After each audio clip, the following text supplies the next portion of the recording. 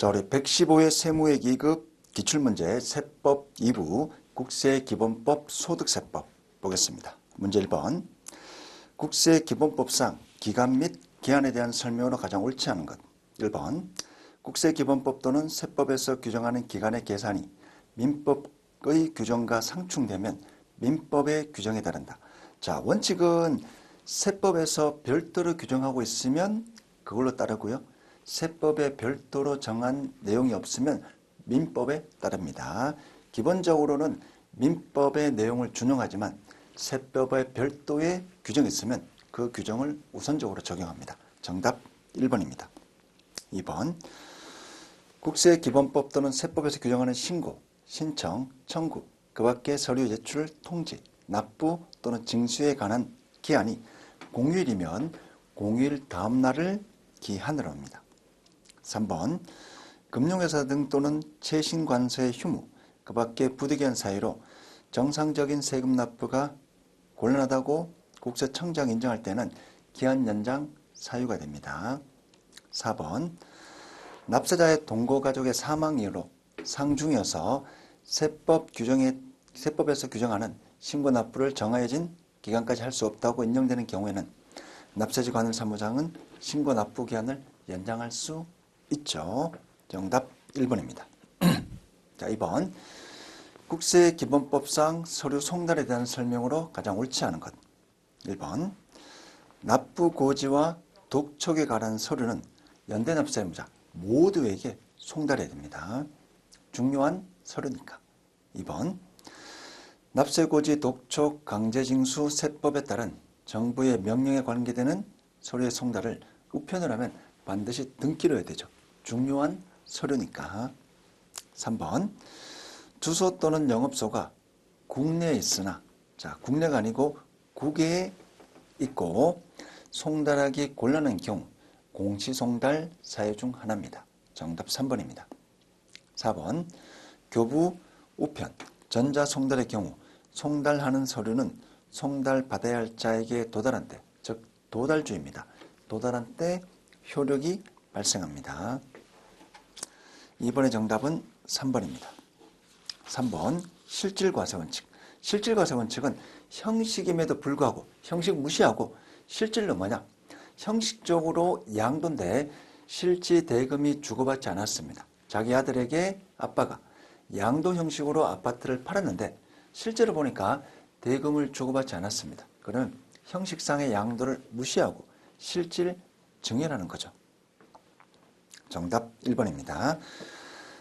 과세 대상이 되는 소득, 수익, 재산, 행위 또는 거래 기속이 명의일 뿐이고 사실상 기속되는 자가 따로 있을 때는 사실상 기속되는 자를 납세의무자로 하여 세법을 적용합니다.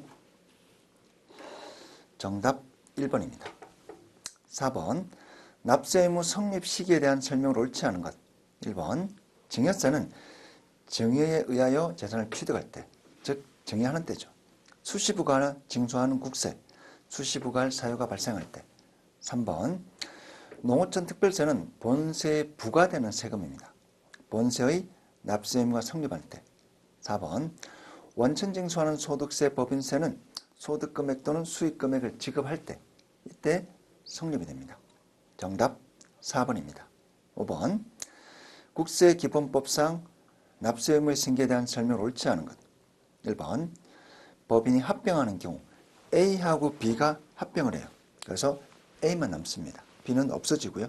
이때 A를 합병법인, B를 피합병법인이라 부르고요. 법인이 합병하는 경우 합병 후 전속하는 법인 또는 합병으로 신설된 법인은 합병으로 소멸된 법인에 부과되거나 그 법인이 납부할 국세, 강제징수비를 납부할 의무가 된다. 이제 B가 없어지는 거니까. B가 내야 될 세금을 A가 승계한다는 거죠.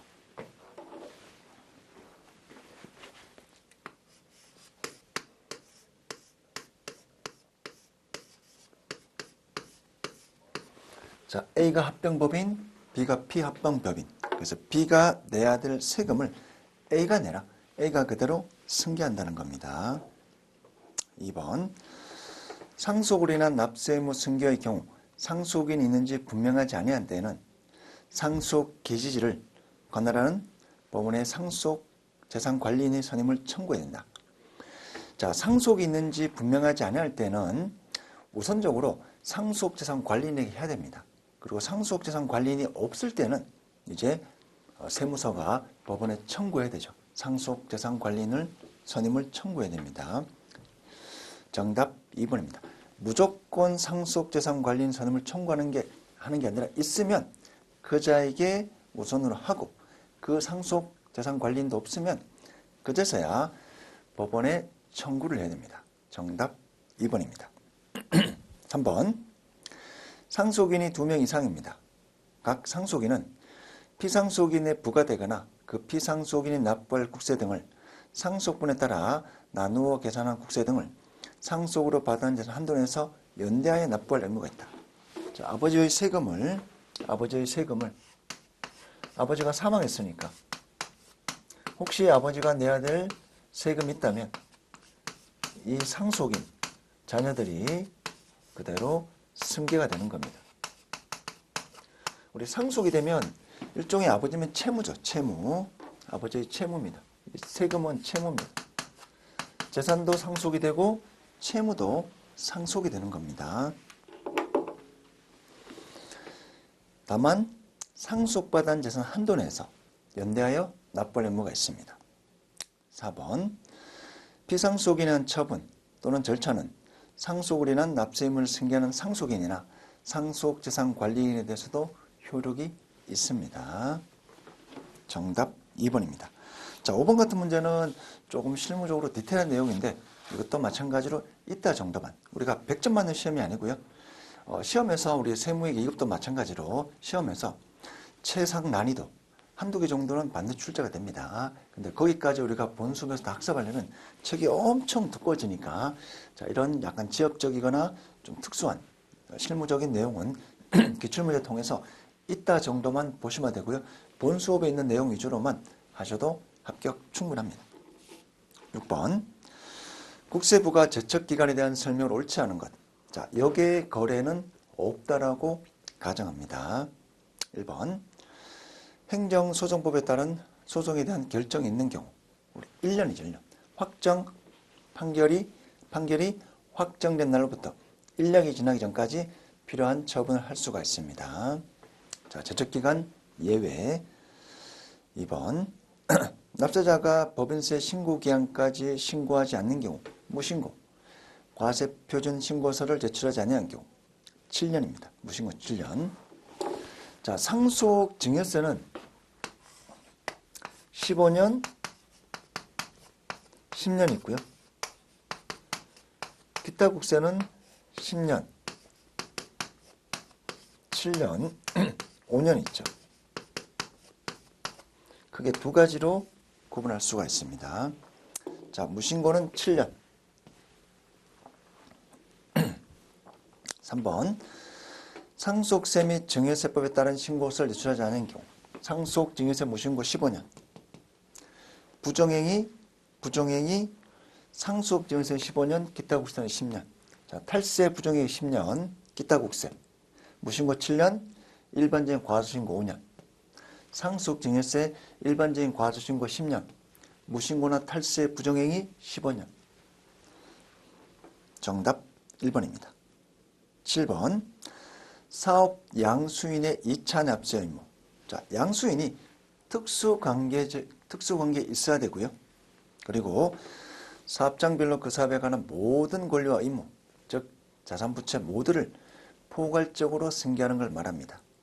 2번 양도인과 특수관계에 있는 자는 양수인이 2차 납세 의무를 집니다. 3번 사업 양수인은 양도일 이전에 양도인의 납세 의무가 성립된 그 사업에 관한 국세, 강제중세에 대해서 2차 납세 의무를 진다. 아니죠.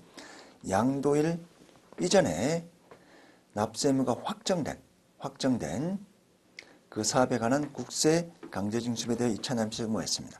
성립된 게 아니고요. 확정이 돼야 됩니다. 확정이 돼야 됩니다. 구체적으로 세금이 얼마다. 이 세금을 회피하기 위해서 사업을 양도하는 경우 2차 납세 의무자가 책임을 지라. 이 내용이고요. 성립이 아니라 확정이 됩니다. 4번 사업 양수인은 무제한 책임을 지는 게 아니라 양수한 재산가액을 한도로 2차 납세 의무가 있습니다. 8번 가산세에 대한 설명으로 옳지 않은 것. 1번 부정행위로 인한 무신고 가산세 40%, 부정행위 이외 일반 무신고는 20%, 즉 무신고는 20%, 40%, 탈세, 부정행위 40%, 일반적인 과소신고 10%, 근데 탈세, 부정행위 40%, 무신고, 과소 두 가지로 구분합니다. 3번 부정행위, 과소, 초과 환급신고 40%죠. 부정행위, 탈세 40%입니다. 4번 부정행위 외 과소 신고한 거 10%. 8번의 정답은 3번입니다. 9번 후발적인 사유 경정 청구. 원래는 이제 5년 이내야 되는데 우리 후발적인 사유가 발생하면 3개월 이내에 발생한 것을 안날로부터 3개월 이내에 청구할 수 있습니다. 자, 경정 청구는 과세표준 신고서를 법정 신고기한까지 제출한 자 또는 과세표준 세액을 결정받은 자 적격이 있고요. 즉 세금을 많이 낸 경우죠. 3번 당초 신고 결정 경정 등이 과다함으로 보는 경우 청구 사유입니다. 수정신고는 세금을 적게 낸 경우 세무조사에 고지하기 전까지 자수하는 개념이고요. 경정청구는 세금을 많이 냈습니다. 또는 많이 부과받았습니다. 억울한 피해가 있기 때문에 돌려달라고, 세금을 돌려달라고 청구하는 겁니다. 4번 종합부동산세를 경정청구하기 위해서는 신고 납부를 선택한 경우에만 가능하다. 아니죠. 종부세도 우리 종부세는 크게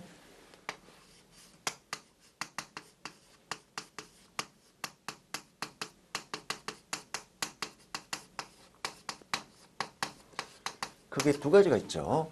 신고 납부할 수도 있고요.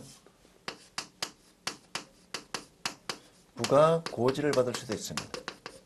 원칙은 부가 고지가 원칙입니다. 국가에서 세금 계산해서 줍니다. 근데 나 못 믿겠다.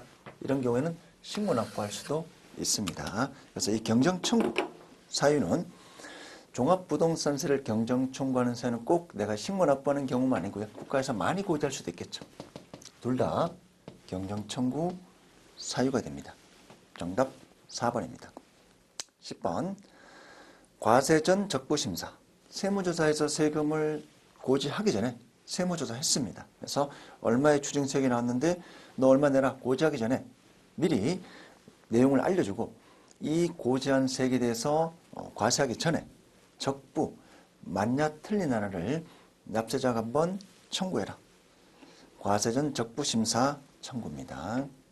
1번 과세 예고 통지를 받은 자는 통지를 받은 날부터 2개월이 아니고요. 30일입니다. 30일.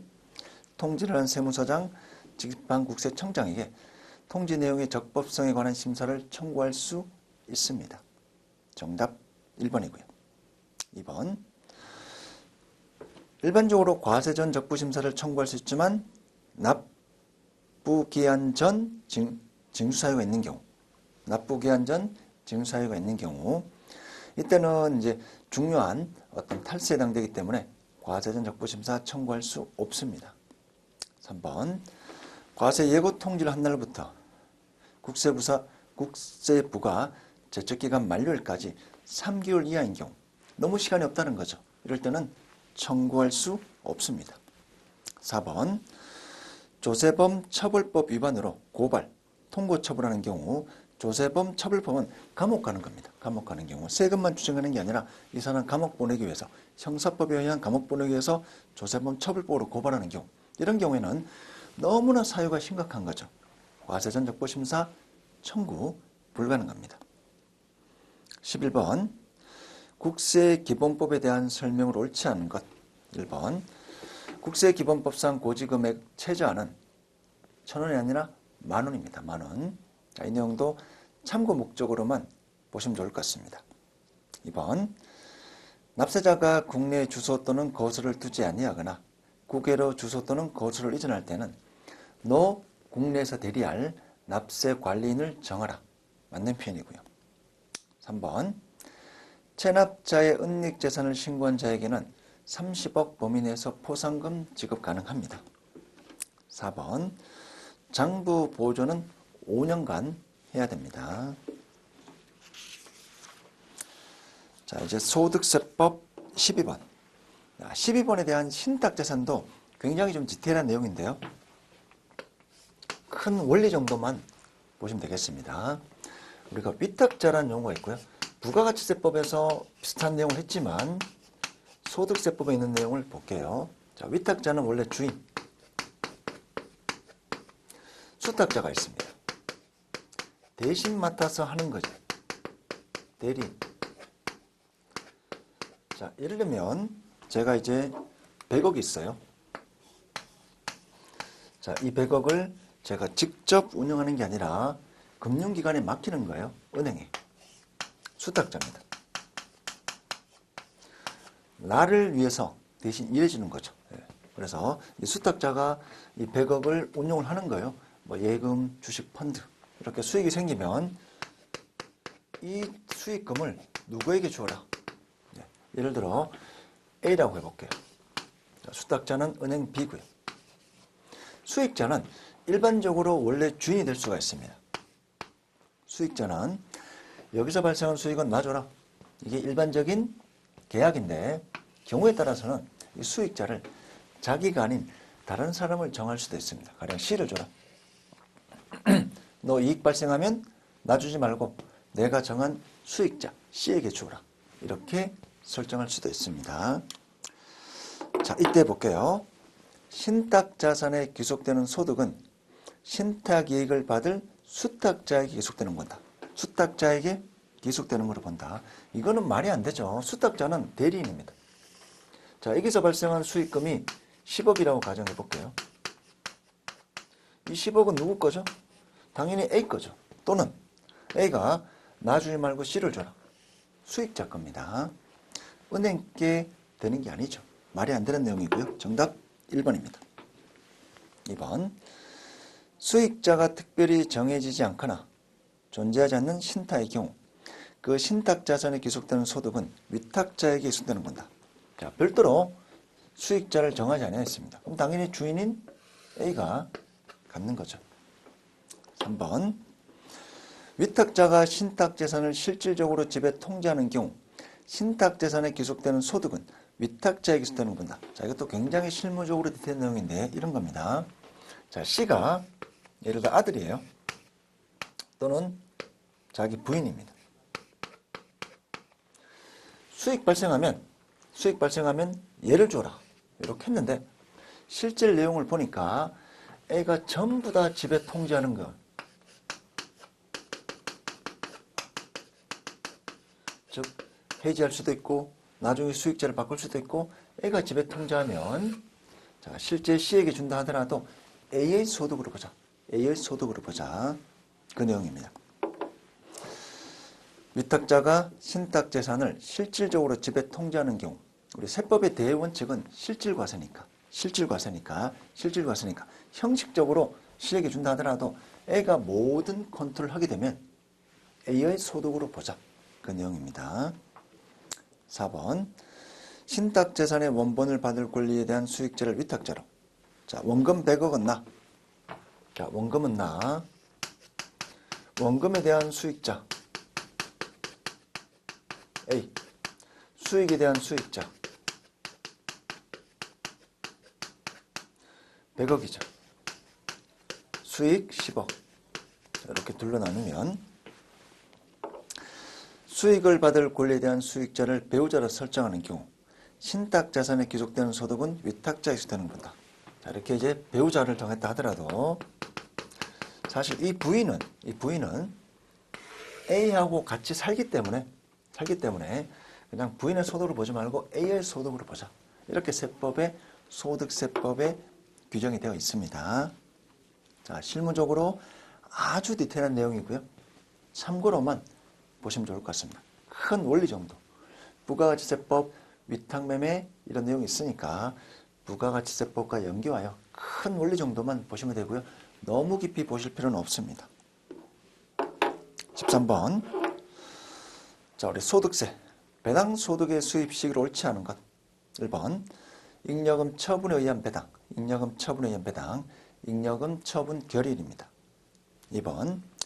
무기명 주식의 이익이나 배당. 무기명 주식은 실질 주인이 누군지 모르는 거죠. 돈 받은 날. 지급받은 날이 수입 시기입니다. 나 이 회사 주식 가지고 있으니까 배당금 놔줘라. 이렇게 자기가 주주임을 밝히고 실제 돈을 받는 날이 귀속 시기입니다.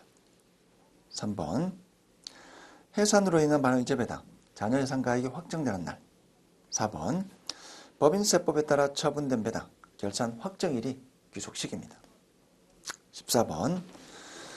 주택임대소득에 대한 설명으로 가장 옳지 않은 것. 자, 우리 부부 합산이고요.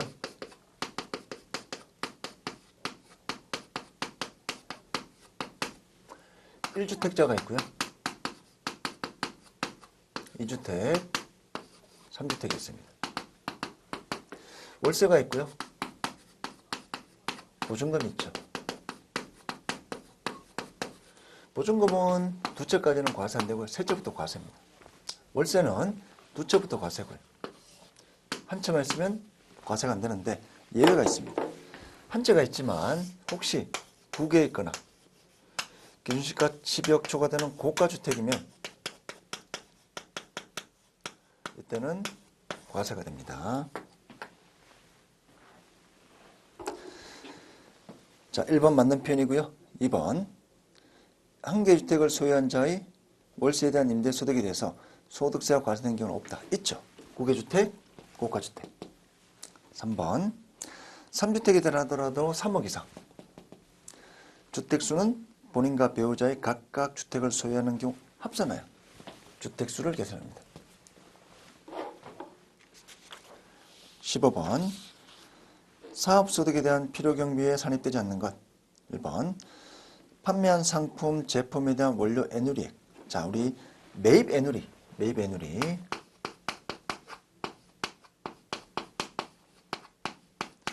매입 애누리는 취득가액에 차감합니다.